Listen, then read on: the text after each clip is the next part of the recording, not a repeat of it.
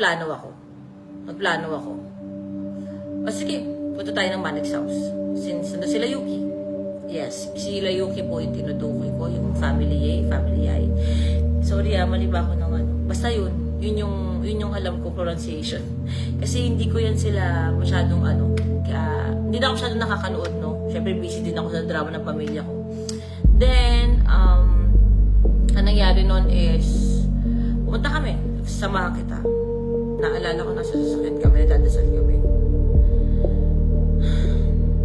Umiyak si Monica. Matapang lang yan, hip-hop lang yan, pero malambot ang puso niyan eh. So yun, punta kami ng Manix house. Sabi ko madala akong bumila, pero yes, it's a setup. Sinetup ko talaga yun na pumunta ako doon, kasama ko si Queen Manny. Pero, may mga videos ako dito na hindi lalabas.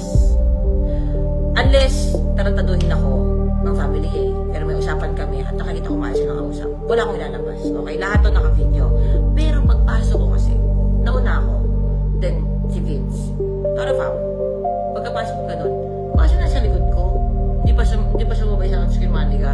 Sumabay siya, kasama niya si Peter. Hindi ko alam na si Peter naka-live pala. Live ng ganyan. So, okay. So, kami dire-diretso. Knowing all, video.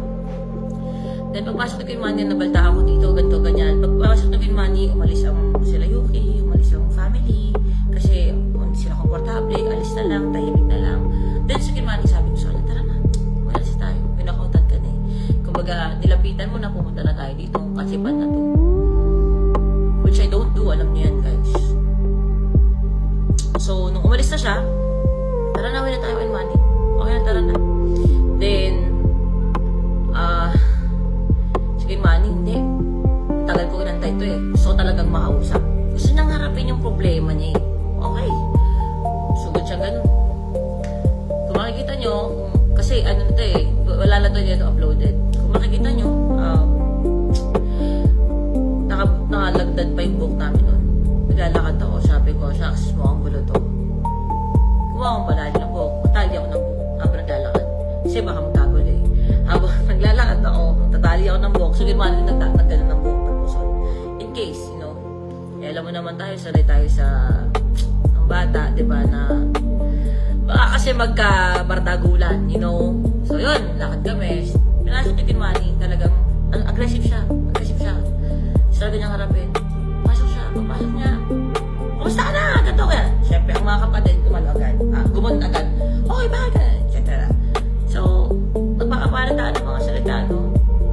Pero naiintindihan ko yung mga kapatid ni Yuki kasi sila ay naka-defense mode at hindi sila sanay sa may nag-video. Bakit? Wala kaming alam. Karapatan din namin na may alam kami pag binidyohan kami. Ang point of Queen Manny, karapatan ko din to, protection ko to. Kasi palagi ako nasisiraan na wala akong ebidensya. So, naka-video. Pero naka-live pala.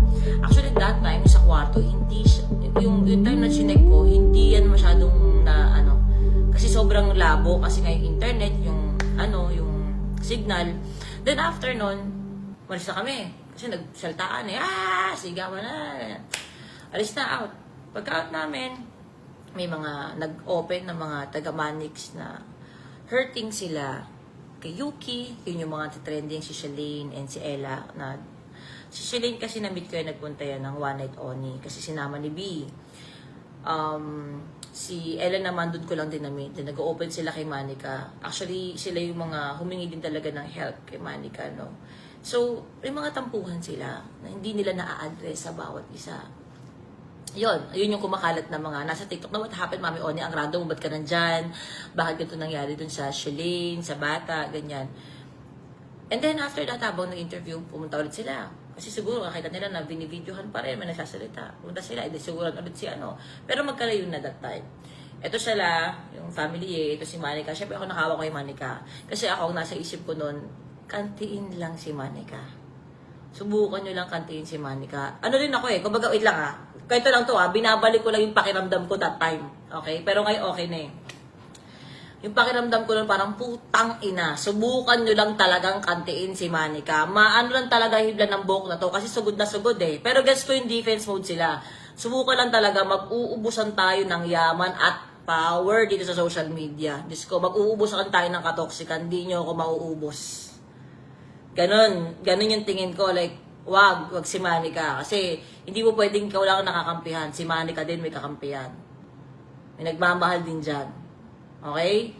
Ganun yung pakiramdam ko. But still, pinipili kong gumitna kasi pareha silang mga maiinit. Ang nakikita ko, hindi na si Manika at saka si Yuki nag-aaway. Yung kapatid tsaka si Manika na. Kaya si Yuki parang siya rin yung gumigit na. You know? Siya rin parang hindi niya rin alam. Kasi nasasaktan yung kapatid niya pero siya gumigit na siya. Na dapat sila yon. Pero amin natin, very aggressive si Manika. Kasi gusto niyang harapin. Ano yung sinasabi mo sa akin? Sabihin mo sa harap ko. Lahat ng ginawa mo sa internet, yung mga script na pinagawa mo sa mga dati umalis dito, check na aminin mo. Bla bla bla bla bla bla bla. Ending, sinigaw ko doon. Putang ina, bakit ba tayo nandito? Kayo naman magkaaway, kayo naman may shit eh. Kayo naman yung may kagulok. Mag-usap kayo na as kayong dalawa lang. O sige, ano kami, kasama kami, pero kayo. Kayo yan eh. Hindi kami parte, kumbaga supporting lang kami. So paulit-ulit kong ginigita talaga na, o kalma, yung boses mo, masyadong mataas, sandali. Pero pag naagrabyado si Manika, inaamin ko talaga na nadadala din ako ng emosyon. Sige, talaga, sandali, putang. May ganon.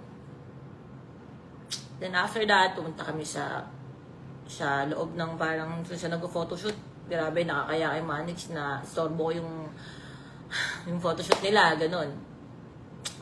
Ng Bommy Love din, nag-shoot na sila ng Bommy Love noon. Grabe, sobrang thankful ako kay Manix. Well, anyway, bago yun, pasok ako. Stress sa akin si B. Nakikita ko yung bad trip sa akin ni B kasi